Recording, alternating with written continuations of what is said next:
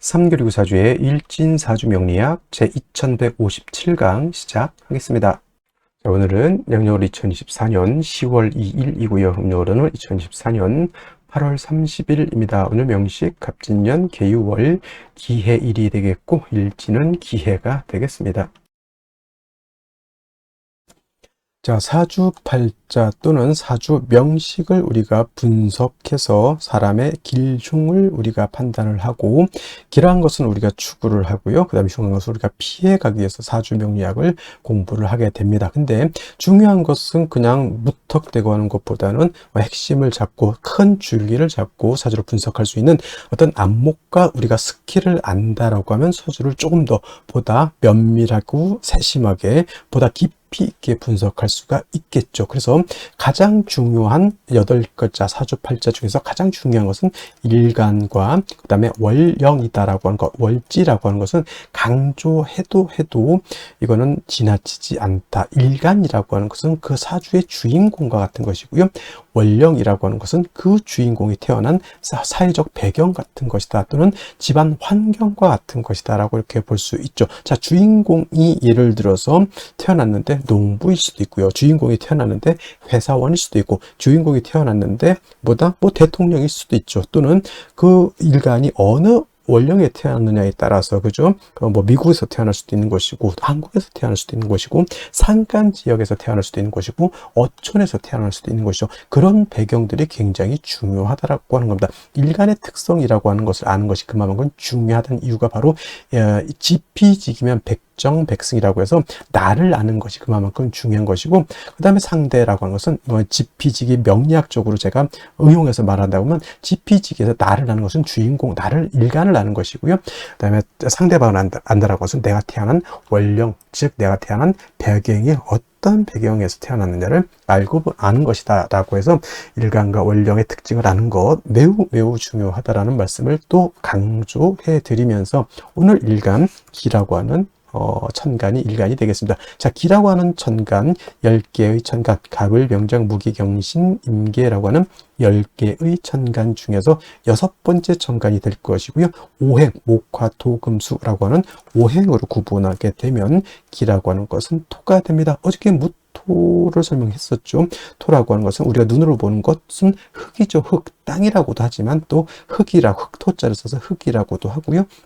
그 다음에 목화 금수는, 목은 따뜻한 온기, 그 다음에 화는 뜨거운 열기, 그 다음에 수는 차가운 냉기, 금은 숙살지기라고 해서 서늘한 기운, 이렇게 말하는데, 토라고 하는 것은 어느 하나에 배속되지 않는다라고 말씀을 드렸죠. 그래서 토라고 하는 것은 중앙에 거하면서 사후에 기생한다, 이렇게 설명을 드렸습니다. 기생한다.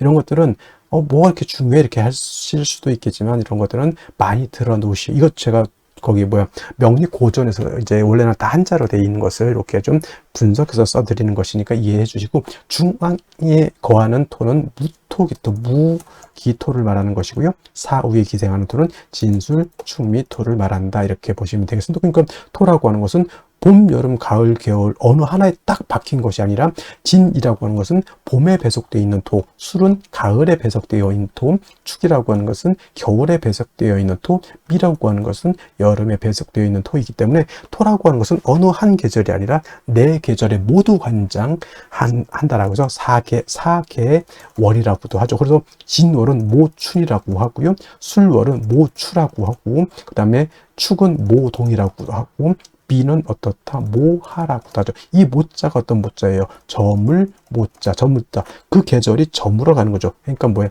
늦자를 붙였죠. 늦자, 저물 모자인 것이고, 늦자를 붙여서 모춘 같은 경우는 늦 봄이 되는 것이고, 그 다음에 모추는 늦 가을이 되는 것이고, 그 다음에 모동은 늦 겨울이 되는 것이고, 그 다음에 봄, 여름, 모하 같은 경우는 늦 여름이 된다, 이렇게 되는 거예요. 모자를 붙일 수도 있고, 개자를 붙여서 개동, 개하 이렇게 또 하고요. 개춘이라고도 이렇게 표현하고, 개축이 아니라 개춘이 되겠죠. 개춘은 늦끝 개자니까 봄의 끝이라고 하는 뜻이다. 그래서 항상 이 진술 충미는 그 계절의 끝을 말하면서 환절기가 되고, 이쪽 계절과 저쪽 계절을 연결시켜주는 그런 완충 작용을 하는 그러한 계절이다라고 보시면 되겠습니다. 그래서 딱히 어느 계절이 아니라 그 모든 계절을 다 관장하는, 쉽게 말하면 오지랖 넓은 오행이 또 토라고 하는 것이다 라고 이렇게 볼 수 있죠. 그래서 토라고 하는 사람들이 사람이 어느 독시라고 사람이 좋습니다. 이쪽 사람도 다 이렇게 좋게 봐주고 저쪽 사람도 다 좋게 봐주고 이쪽과 저쪽을 연결시켜주는 중개업 같은 거를 또 잘 하는 것이 또 무토일간 기토일간이죠. 결혼 중매, 직업 속에서 이런 것들이 있죠. 그 다음에 중개 중매, 예를 들어서 비서실 같은 게, 대통령 비서실 같은 그러한 쪽에서도 일하는 사람, 대기업 비서실 같은 것도 해당이 될 수 있겠죠. 이쪽과 저쪽을 연계시켜주는 그런 역할 같은 직업을 하면 잘하는 것이 바로 토일간들이다라고 보시면 되겠습니다. 그 다음에 토라고 하는 것, 색깔은 노란색이 되겠습니다. 색깔 노랑이 되겠고, 목은 파란색, 그 다음에 화는 빨간색, 금은 하얀색, 수는 검정색, 토는 노란색. 그래서 중앙에 있는 나라를 보면 대체적으로 원래 이게 명리학의 대체적으로 중국에서 나왔잖아요. 그래서 중앙이라고 하는 것은 중국을 뜻하고, 산으로 와서는 곤륜산이라고 해서 저기 에베레스트 산을 세계 중앙으로 이렇게 본다라고 하는 것. 그래서 중국 사람들이 노란색이기 때문에 중국 사람들이 어떤 색깔 좋아하죠?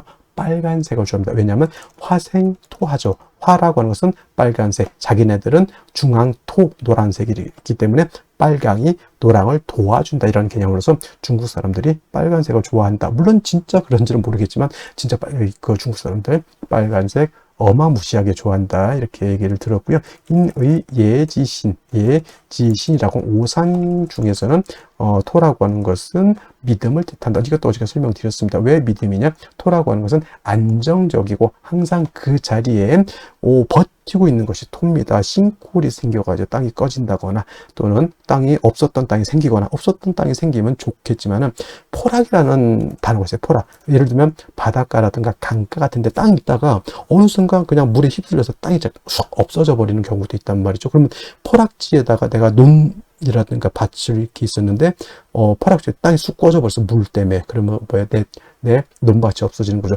그 순간 또 물 때문에 또 땅이 생기는 곳도 없지 않아 있습니다만은, 그래서 토라고 하는 것은 생겼다 없어졌다 이렇게 되면 안 되는 것이고, 항상 그 자리에 늘 오래된 된장처럼 있는 것이 필요하다라고 해서 토라고 하는 것이 믿음을 뜻한다, 이렇게 볼 수가 있겠습니다. 자, 토라고 하는 것 다시 음과 양으로 구분해 볼 수가 있죠. 어저께 무토라고 하는 것을 우리가 공부를 했었습니다.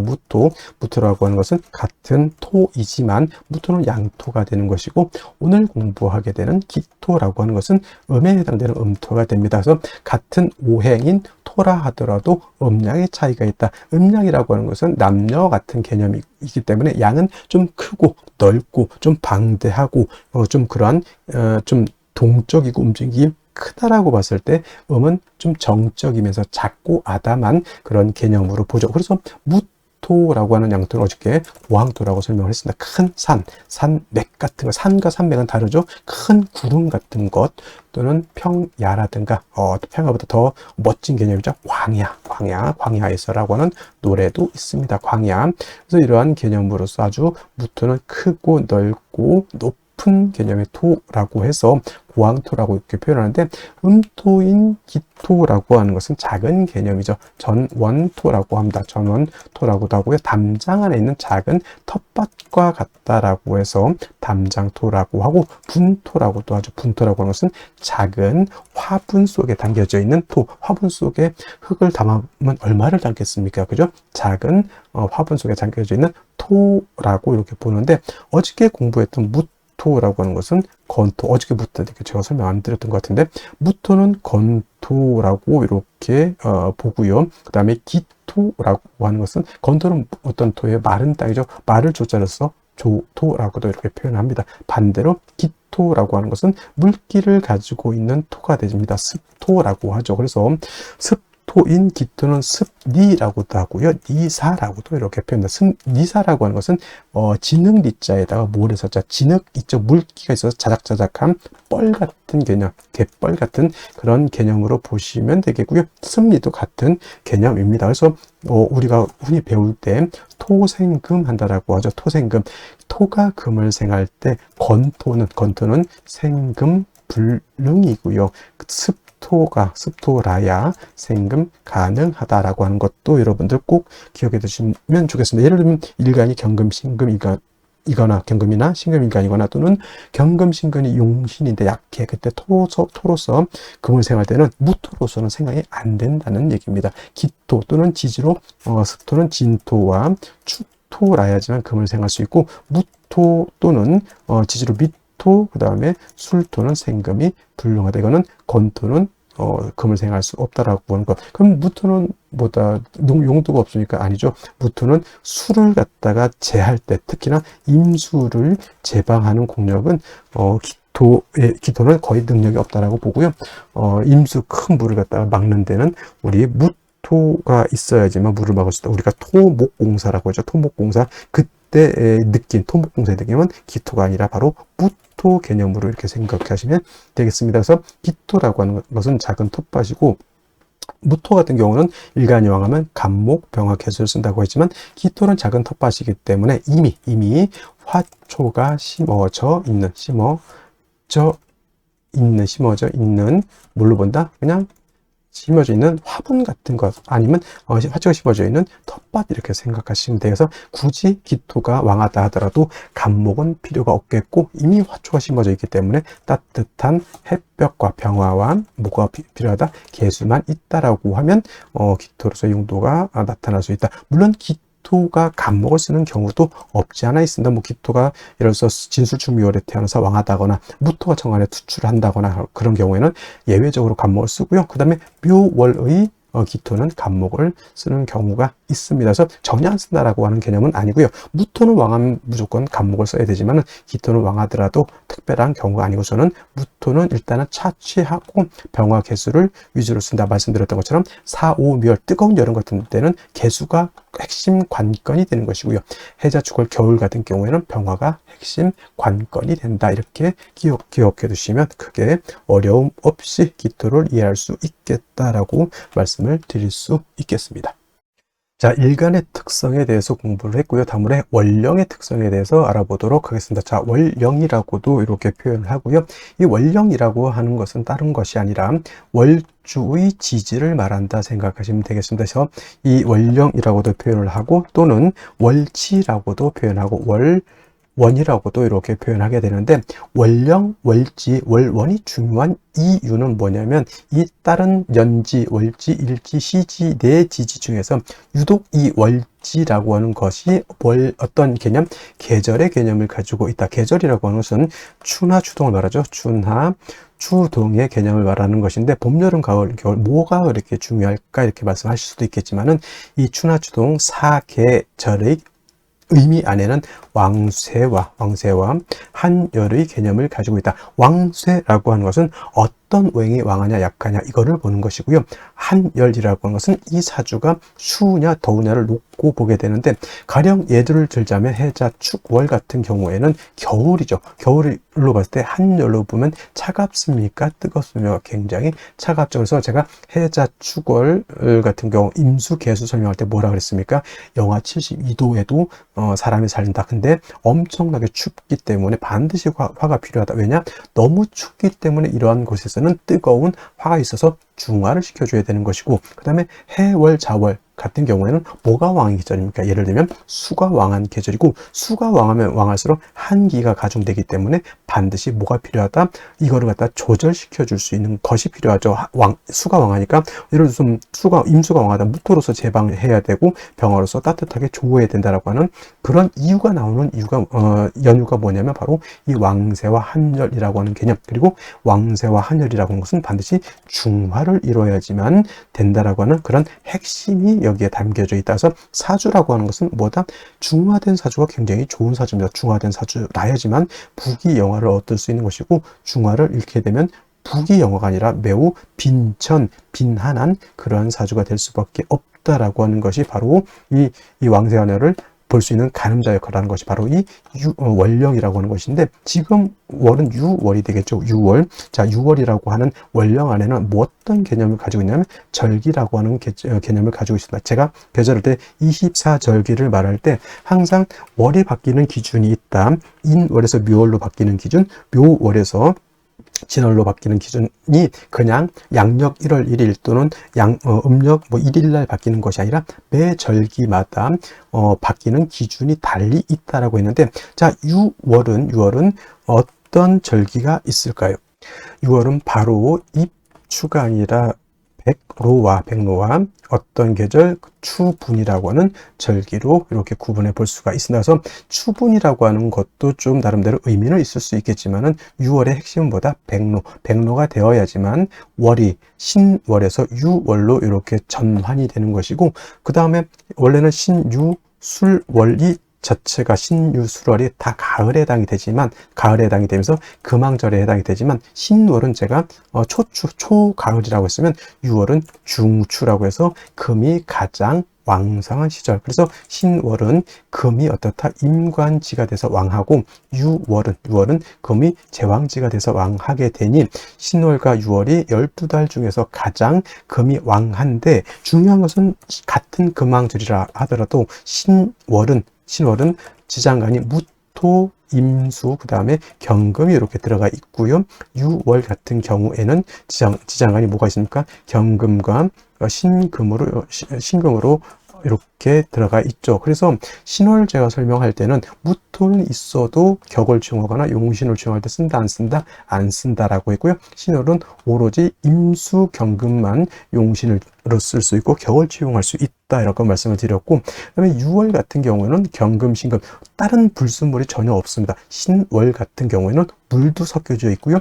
또 토도 섞여져 있기 때문에 금이라 하더라도 약간 탁기가 이렇게 서려져 있지만은 6월 같은 경우는 신금, 경금 말죠. 순수한 금만 들어가 있고, 특히나 6월 같은 경우에는 경금 같은 경우는 신월의 무토와 마찬가지로 용신을 취용하거나 격을 취용할 때 이 경금을 쓰지 않습니다. 6월은 그냥 쉽게 말하면 오로지 맑고 깨끗한 신금만 있다 생각하면 돼요. 경금하고 신금하고 어떤 게 더 깔끔합니까? 경금은 완철금, 금방 땅속에서 캐낸 원철이기 때문에 투박하고 조금은 불순물도 섞여 있다라고 설명을 했는데, 신금은 그야말로 맑고 깨끗한 금반지, 금귀걸이 같은 개념이죠. 도자기 같은 개념, 매우 깨끗합니다. 그래서 같은 금이라 하더라도, 같은 금왕절이라 하더라도 신월보다는 6월에 금이 더 맑고 깨끗하다. 그래서 6월 같은 경우 개수일간이 됐든 임수일간이 됐든 수일간이었을 때 6월에 뭘 하기가 좋다? 금, 백, 수청하기가 좋다라고 하는 이유가 바로 6월에는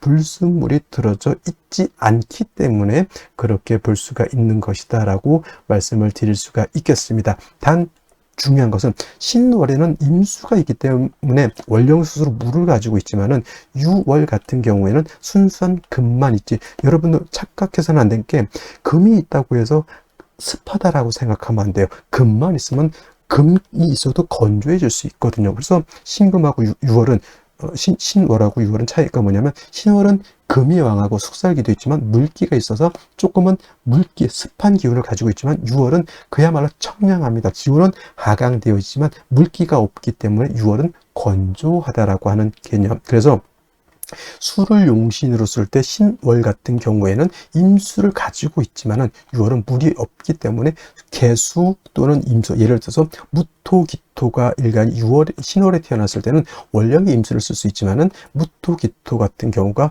특히 을목 같은 경우가 6월에 태어났을 때는 물이 없기 때문에 반드시 개수가 있어 줘야 하는 이유가 바로 신월은 임수를 가지고 있고 6월은 수를 가지고 있지 않는다라고 하는 개념에서 그런 것도 잘 살펴봐야 되겠고요.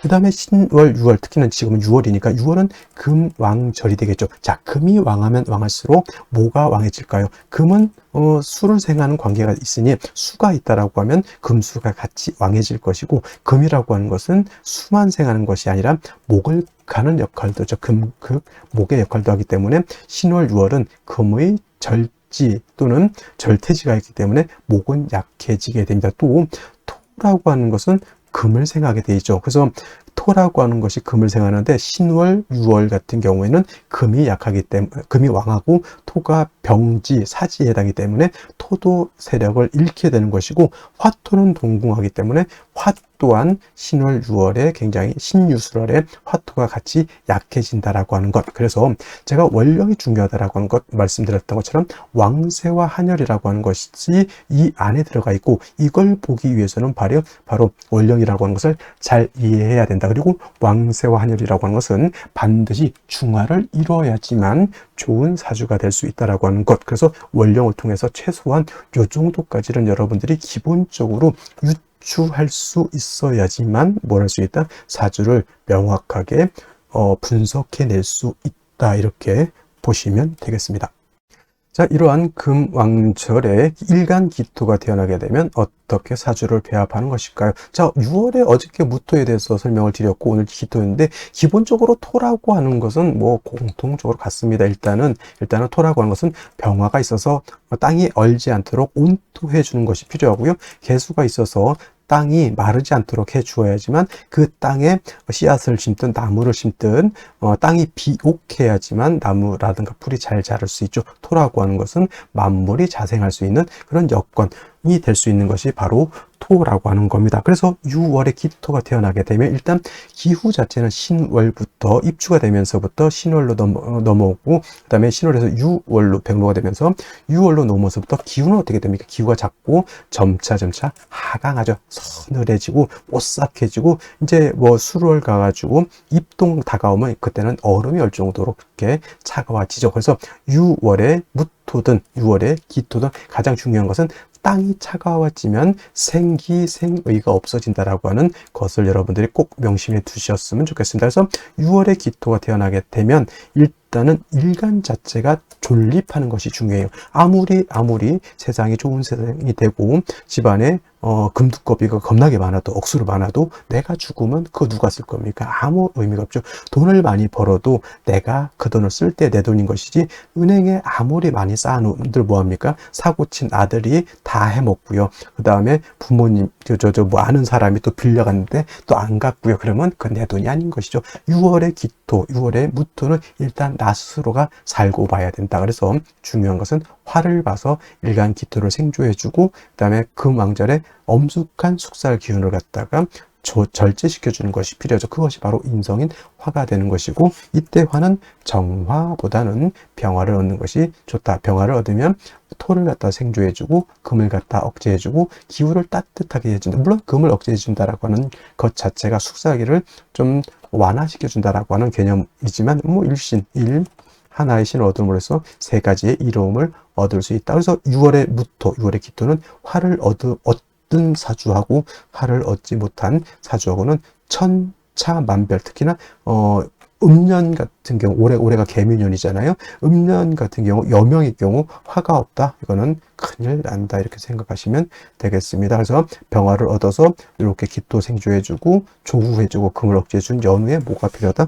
물이 있어준다. 신월은 말씀드렸던 것처럼 월령 자체에 신중에 있는 임수가 있기 때문에 크게 수가 별도로 없어도 먹고 사는 지장이 없겠지만은 요 6월 같은 경우에는 금만 순수하게 있죠. 이 신월 같은 경우 임수가 장제되어 있는데 그래서 별도로 반드시 개수가 있어줘야 되는데 임개수가 전혀 없다. 그러면 마른 땅 한전이다. 한전 가물 한자에다가 밭전자 가문 밭이 되죠. 이 가문밭에 보시면 돼요, 안 돼요? 아무것도 나지 않는다라고 보시면 되겠습니다. 정리하면 6월에 기토 또한 병화 개수를 떠나서 용신충할 것이 있다 없다? 없다라고 보시고요. 자, 오늘의 명식 그리고 생시 보도록 하겠습니다.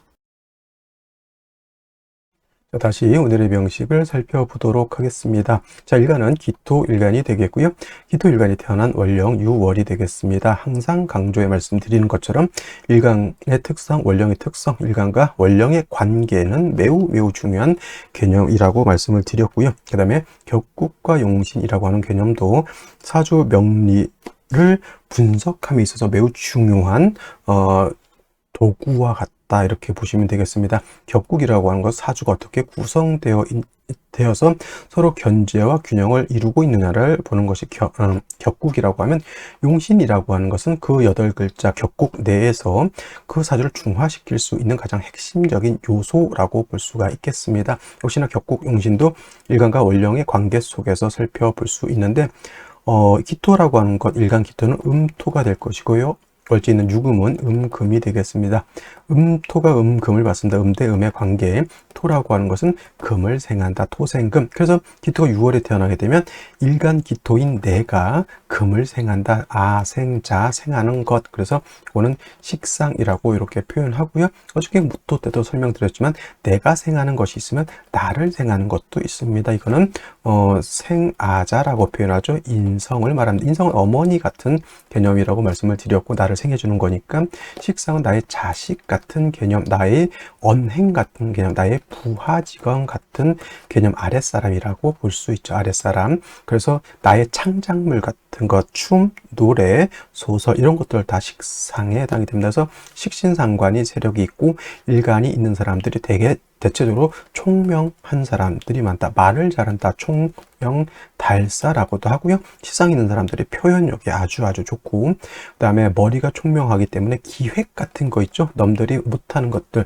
남들이 보지 못하는 것들을 들춰내서 이렇게 만들어내고 하는 것을, 발명 같은 것도 이런 사람들이 굉장히 잘할 겁니다. 근데 중요한 건 식상이라고 하는 것은 나의 기운을 뺏어가는 거기 때문에 일간이 너무 약해서는 안 되고, 일간도 세력이 있고 그 다음에 식상도 어느 정도 세력이 있어서 일간이 그 식상을 감당할 수 있어야 된다. 어저께도 설명드렸던 것처럼 토생금의 관계는 어떤 관계입니까? 상생의 관계죠. 상생이라고 해서 무조건 좋은 것이 아니라, 토가 금을 생하는데 토가 너무 왕하게 되면은 토다 매금이 된다라고 했고요. 그럼 토다 매금 되면 어떻다? 나의 자식이 나로 인해서 좋지 못하다는 얘기가 되는 것이고, 토생금 하는데 일토는 약한데 금이 너무 왕하면 금다 토변이 된다, 자갈밭이 된다 이렇게 말씀을 드렸습니다. 그래서 상극의 관계도 마찬가지지만 이렇게 상생의 관계도 서로 간의 균형이 맞춰져야지 진정한 생이 되는 것이지, 어느 한쪽으로 치우쳐지게 되면은 어떻다, 그 생의 관계는 좋지 못한 그런 생이 된다라고 볼 수 있습니다. 자, 식상이라고 하는 것 두 가지로 다시 나눠볼 수 있죠. 식신과 상관으로 구분해 볼 수 있는데, 식신이라고 하는 것, 일간과 식상과의 관계가 오늘처럼 이렇게 음대 음의 관계가 성립이 되거나, 또는 반대로 양대 양의 관계가 성립이 돼서 음양의 조화가 맞지 않는 것을 식신이라고 하고요. 상관이라고 하는 것은 음대 양의 관계 또는 반대로 양대 음의 관계가 성립이 돼서 음양의 조화가 맞으면 요건 상관이라고 합니다. 그래서 어저께 양토인 무토가 월지에서 음금이 유금을 봐서 상관격, 토금 진상관격이라고 했고요. 오늘 같은 경우는 식신 격이 되는데, 무토가 6월에 태어난 것과 마찬가지로 6월은 똑같습니다. 금왕절이 되겠죠. 금이 6월에 제왕지가 돼서 매우 왕한 반면에, 토가 6월에 태어나게 되면 사지가 되니까 일간은 약하고 식신상관이 왕해지죠. 설기, 태과 또는 설기, 과다한 그런 구조가 된다. 아까 말했던 토가 금을 생하지만 금이 왕하게 되면 금다 토변에서 자갈밭이 된다 이렇게 볼 수 있습니다. 그리고 금이 많아지게 되면 숙살지기가 강해지기 때문에 사주가 한랭하죠. 차가워진다라고 하는 개념. 그래서 가을, 늦가을 같은 데면 소름이 돋을 정도로 오싹오싹하죠. 근데 물이 얼 정도는 아니고 약간 이렇게 오싹한 정도의 그런 한기를 내뿜쳐 춥다는 얘기입니다. 그래서 역시나 6월에 기토가 태어나면 양토인 무토와 마찬가지로 일단 화를 얻어서 약한 무토를 기토를 어떻게 된다? 화생토해서 기토를 생조해 주고요. 그 다음에 화극금해서 금이 왕한 계절의 숙살의 기운을 갖다가 따뜻하게 해줄 필요도 있다. 그러니까 평화를 얻으면 기토를 생해주고 금을 억제해주고, 그 다음에 조국까지 하는 일신 삼익의 이로움이 있다. 그러니까 6월에 기토가 태어났는데 6월에 또는 무토가 태어났는데 화가 없다. 그러면 일신삼익의 이로움이 없어진다라고 하는 절대 존신이 없는 것과 같다, 이렇게 보실 수 있겠습니다. 병화를 얻어서 기토가 생을 받고 따뜻해지게 되면 그때는 이제 다시 술을 얻어서 기토를 윤택하게 해준다라고 하면, 요 기토로 가는 옥토 위에 심어져 있는 코스모스, 국화, 여러 가지 난초들이 아주 아름답게 자라날 수 있다, 이렇게 볼 수가 있는 것이죠. 자, 연지 보도록 하겠습니다. 연지 진토라고 하는 것이죠. 겁재가 돼서 일간 기토가 뿌리를 내릴 수 있지만 진유합금하기 때문에 기토가 뿌리를 얻은 것은 좋지만 다시 금이 왕해지는 폐단이 없지 않아 있겠고요.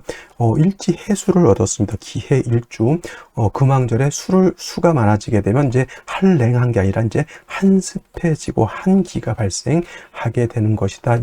월간 계수 투출되어 있으니 역시나 화가 한 점도 없는 상태에서 한습하다 보면 어떻게 돼? 가을에 햇볕이 없는데 그늘이 축 처져 있는데 비만 몽실몽실 내리면 그 밭에 심어져 있는 곡식이라든가 화초라든가 이런 것들이 어떻게 돼요? 다 쑥대밭이 되겠다라고 보면 되겠습니다. 간목이 있죠. 일간 기토가 약하기 때문에 간목이 있어도 이거는 정관이라 좋은 게 아니라 오히려 목이 토를 극해서 기토, 작은 약한 기토를 갖다가 산토를 시킨다, 박토를 만든다, 이렇게 볼 수 있습니다. 절대 존신은 화를 생시에서 얻는 것이 가장 급선무가 된다, 이렇게 말씀드릴 수가 있겠습니다. 자, 생시 보도록 하겠습니다. 제일 먼저 갑자시를 보도록 하죠. 자, 3주까지만 놓고 봤을 때 일간 기토가 간신히 진에 뿌리를 두었지만 진유합금했기 때문에 기토의 뿌리가 그렇게 온전하지 못하고요.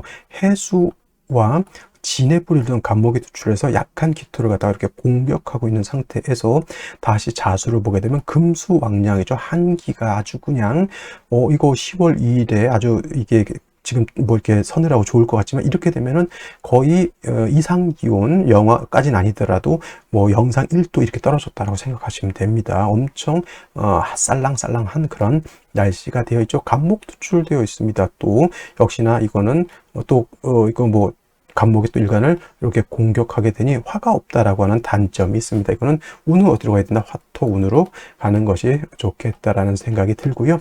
을축시 같은 경우에는 자, 축토를 얻었기 때문에 일간 기토가 간신히 뿌리를 하나 좀 더 얻었습니다. 근데 뭐가 문제냐?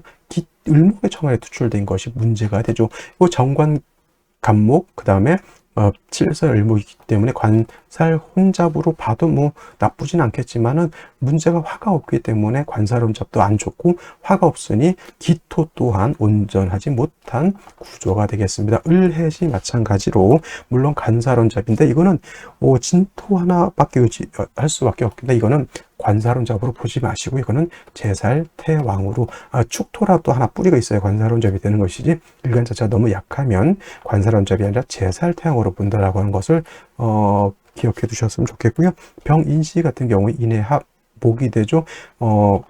정관인 목이 좀 왕해지는 그런 단점이 있는데 병화를 얻었기 때문에 간목이 병화를 생주해주는 그러한 순환 구조가 됩니다. 그래도 좀 아쉬운 점은 병화를 얻어서 이거 매우 좋은 겁니다만은 그래도 아쉽다라고 하는 거는 기토 일간이 좀 뿌리가 튼튼했으면 좋았을 텐데 일간의 뿌리가 진토 하나인데 진유합금이 된다라고 하는 점이 좀 아쉽기는 합니다만은 그래도 오늘 생시 중에서 이 병인시는 나쁘지 않다. 정묘시보다 병인시는 월등히 좋다, 이렇게 보시면 되겠고, 무진시 같은 경우에는 일간 자체가 이제 겁재인 진토를 또 얻었기 때문에 일간 자체가 약하다라고 보진 않습니다만은 뭐가 문제? 역시나 화가 없다라고 하는 문제. 그래서 이 무진시 같은 경우에는 뭐 여명인의 경우에는 뭐 임신대운 지나면 바로 목화운이기 때문에 문제가 되지 않겠지만은 아들의 경우에는 이렇게 화가 부족한 시점을 만나야 되기 때문에 무진시는 그렇게 좋아 보이지는 않겠고요. 않아 보이고요. 그다음에 기사시 같은 경우에는 이거는 절대 선택해서는 안 되는 생시. 뭐 때문에 그렇습니까? 사해충이 되기 때문에 사화를 얻었다 하더라도 해수에 의해서 사중에 있는 병화는 깨박살이 나버렸다, 이렇게 보시면 되겠고, 경오시는 좀 좋은 점은 화도 얻었고요. 일간 기토가 오늘 뿌리를 두죠. 근데 이게 문제가 뭐냐면 상관인 경금을 어떻게 볼 것이냐. 물론 중간에 개수가 있기 때문에 이렇게 금생수, 수생목 이렇게 되겠지만 만약에 무토나 기토 등이 있어서 개수가 이렇게 제 역할을 못하는 경우에는 상관, 경관에 문제도 발생할 수 있다라고 보서 이거 같은 경우에는 오하를 얻었다 하더라도 경금을 어떻게 볼 것이냐에 따라서 생각해 볼 문제이나 이런 경우에 좀 보수적으로 생각한다. 보수적이라고 하는 뜻은 뭐죠? 경금을 선택하지 않는 쪽으로 보는 것이 조금 더 좋지 않을까. 저는 그렇게 생각합니다만은 뭐 다른 분들은 어떻게 생각하실지 모르겠습니다. 자, 그 다음에 임신계유시 역시나 금왕절인 6월에 다시 금수왕량, 이거 특히나 임수가 청간에 투출하게 되면 기토는 사수 동류가 된다. 이렇게 어떤 분들 자꾸 이거 기토 타김이 돼서 안 좋다라고 보시는 분들이 있는데, 공부 많이 오래 하신 분들도 이렇게 기토 타김을 걱정하시는 분들이 있는데 잘못 생각하신 겁니다. 일간이 기토인데 굳이 임수가 탁해지는 걸 뭐하러 걱정합니까?